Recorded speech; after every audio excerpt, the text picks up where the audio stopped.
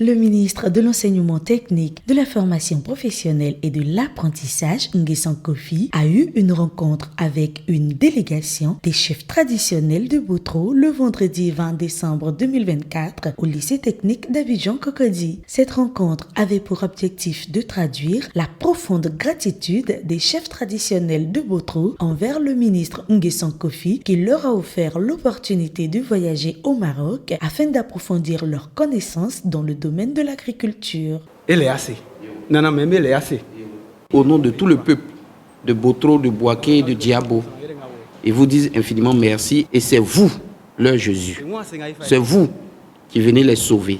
C'est vous qui venez de leur montrer le chemin de la prospérité, le chemin pour pouvoir sortir de cette pauvreté, de ce grand retard qu'a connu toute la zone.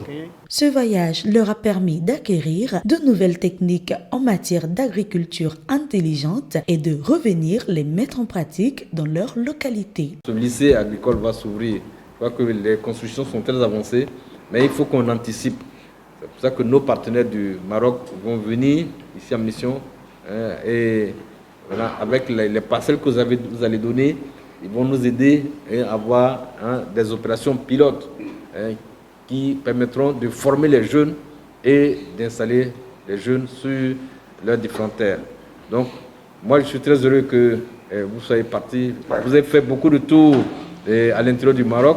Vous avez vu des expériences. Maintenant, la balle, comme le dit le conseiller Adima, la balle est dans notre camp.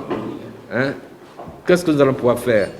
Mais notre ambition aujourd'hui, c'est de faire la production, la transformation, mais tout ça dans un écosystème installé à Botro, à Diabo et dans la zone de Botro et dans les autres villages qui sont là.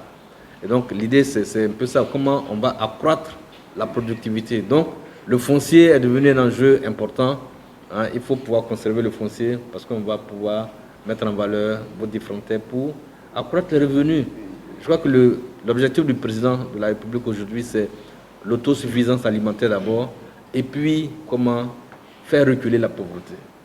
Mais ce sont des actions comme ça qui vont faire reculer la pauvreté. Et si la pauvreté recule, les enfants vont pouvoir avoir les moyens pour aller à l'école, et vous-même vous allez vivre dans de bonnes conditions parce qu'on va avoir quelques moyens. Les 6 chefs ont séjourné durant 10 jours en terre marocaine.